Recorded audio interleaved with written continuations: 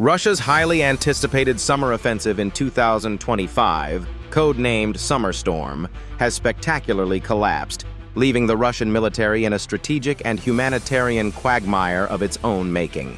Designed as a large-scale, multi-pronged campaign involving nearly 200,000 troops, the operation aimed to outflank Ukrainian defenses in the north through the Sumy axis, compress Ukraine's artillery reach via pressure in the Kreminna-Bakhmut-Vuhledar corridor in Donbass, and threaten the Odessa corridor by pushing toward the western bank of the Dnipro River in the south. However, despite extensive planning that involved 3 motorized divisions from the Western Military District, tank regiments from central Russia, border reinforcements, and thousands of contracted paramilitaries and Wagner-style mercenaries, the offensive was halted almost immediately upon launch. On May 10th, following a prolonged artillery barrage near Velika Pisarivka, Russian motorized divisions faced fierce Ukrainian resistance fortified by months of trenchworks and dense minefields.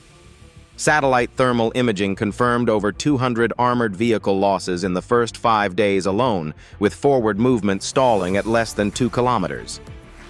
Ukraine's 117th Mechanized Brigade turned the tide on June 14th by reclaiming the settlement of Andrivka, exposing gaps in the Donbass front, and capturing significant Russian equipment, including 19 T-72B3 tanks. Rather than repositioning or retreating, Russian units hesitated, resulting in their encirclement and marking the first major fracture in the northern assault axis. Within 10 weeks, Russia had sacrificed over 31,000 soldiers in a futile push, an attrition rate unseen since the chaotic early months of the war in 2022. Cross-referencing satellite data, Western intelligence and independent casualty trackers now places the cumulative Russian dead and wounded at between 900,000 and 1.3 million since the full-scale invasion began, casualties surpassing a decade's worth of Soviet losses in Afghanistan. On the ground, territorial gains have been virtually non-existent.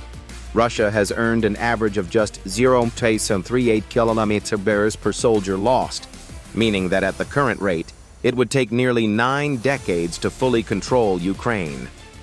Morale among Russian troops has cratered, with captured officers revealing that the offensive was pitched as the war-ending blow. In reality, it left behind a trail of burnt-out tanks, dismembered armored columns, and radio transmissions filled with panicked cries. Over 22,000 Russian armored vehicles, including tanks, APCs, and IFVs, have been destroyed or abandoned, with more than 10,000 lost in direct combat. The decaying remains of T-72s now dot the front, like rusting tombstones. Russia's famed industrial capacity has faltered. Legacy repair depots can no longer keep pace with the losses, and spare parts are rapidly vanishing from stockpiles. The air situation is equally dire. Russia's strategic bomber fleet, including Tu-22s, Tu-95s, and Tu-160s, now numbers under 90 due to maintenance failures and cannibalization. Runway damage and crew shortages mean that many bombers can't fly even once a day, reducing the Kremlin's long-range strike options. Russia has attempted to accelerate defense production. Plants like Omsk Transmash now run 3 shifts, and apprentice technicians from military schools are being conscripted into industrial repair work. Still, the Russian Defense Ministry admitted in late June that it had failed to fulfill over 30% of its own spare part orders, and shortages in reactive armor, barrels, and optics persist.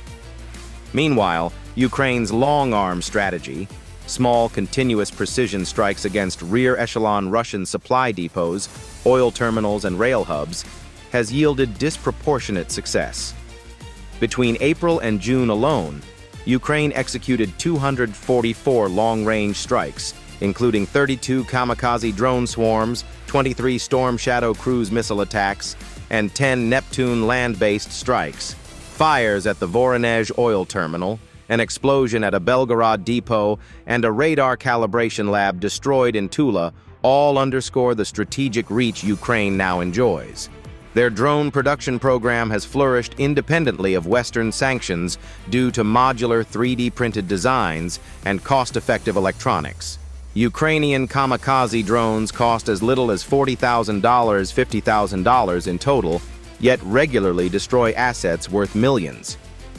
A recent briefing by Ukraine's general staff revealed that while Russia spent $800 million repairing damaged infrastructure in 6 months, Ukraine's cost for drone and missile munitions used during that same window didn't exceed $95 million, a staggering return on investment. Stalemated and unable to advance or retreat effectively, the Russian army in Donbass is now locked in a logistical limbo, starved of fuel and ammunition. This immobility has swung the artillery war in Ukraine's favor. Precision systems like HIMARS, Bodana, and M777s have cut Russian daily shell output by 30%. Reinforcements along the Sumy axis remain hypothetical, as Ukraine has doubled down on trench fortifications in that region. In the south, temporary pontoon bridges along the Dnipro now offer Kyiv an edge in future counter-crossing operations. Budget-wise, Moscow has committed 15.5 trillion rubles, approximately $160 billion, to defense for 2025. But secret allocations, bonuses, and logistical subsidies push the real figure beyond $180 billion, mirroring Cold War spending levels. Personnel costs alone exceed $26 billion in the first half of the year, with frontline salary disbursements hitting $700 million on peak days. Such payouts eclipse annual Soviet expenditures during the Afghan War. However, this financial hemorrhage is unsustainable. June 2025 saw a 33% year-on-year drop in energy tax revenues, driven by sanctions, price caps, and the mounting impact of Ukrainian drone attacks on refineries and pipelines. Oil export revenues fell to $13.5 billion by early July, and millions of barrels now languish in floating storage as tankers idle due to lack of demand. Budget deficits have ballooned. The mid-year gap stands at 1.7% of GDP, more than triple the 0.5% target. The ruble has lost 20% of its value since the start of the war and trades near 12 cents, despite daily foreign currency interventions exceeding $120 million. Economists warn that burning through reserves to defend the currency is counterproductive, as investor confidence erodes and resilience against future shocks disappears.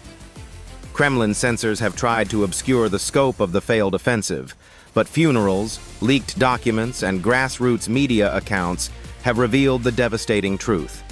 While temporary wage boosts sustain frontline morale, canceled pensions and reduced teacher bonuses have frayed civilian support.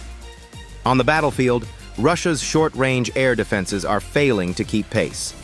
When Panzer S-1 units fire off their interceptors, radar systems enter cooldown, allowing Ukraine's successive drone waves to punch through. Redeploying S-300 and S-400 launchers to cover critical assets has thinned border air defense density, exposing northern rail links to ATAC-MS strikes. High-end systems like Avangard and Zircon remain idle due to high activation and maintenance costs. Looking ahead, Russia's economy is poised to face immense structural pressure over the next 2 quarters. Unless monthly casualty rates fall below 30,000, total war dead could approach 1.5 million by year's end, leaving a gaping hole in Russia's working-age population. Oil revenue collapse will likely force increased central bank reserve sales, leading to higher inflation and import costs. The defense budget will ultimately consume 6% of GDP, stalling long-term welfare projects and compounding invisible austerity, where purchasing power erodes without overt tax hikes. With interest rates rising to 14.5%, $120 million in daily forex sales, and plans to draw 447 billion rubles from the National Welfare Fund, Moscow's economic options are narrowing. Analysts argue that forcing all long-term debt into the domestic market via state-owned banks could trigger a liquidity trap and deepen ruble volatility. The clash between propagandist victory narratives and ground-level economic despair is widening. One factory worker summed it up bluntly: victory doesn't pay. Behind the patriotic curtain hangs a war economy running on fumes. Every inch of trenchland won comes at a megaton cost. Whether mobilization pushes Russian society into further exhaustion or spirals into economic collapse remains the defining question of the war's next chapter. If you found this analysis valuable, share your thoughts below, and don't forget to subscribe and turn on notifications for more updates on this evolving conflict.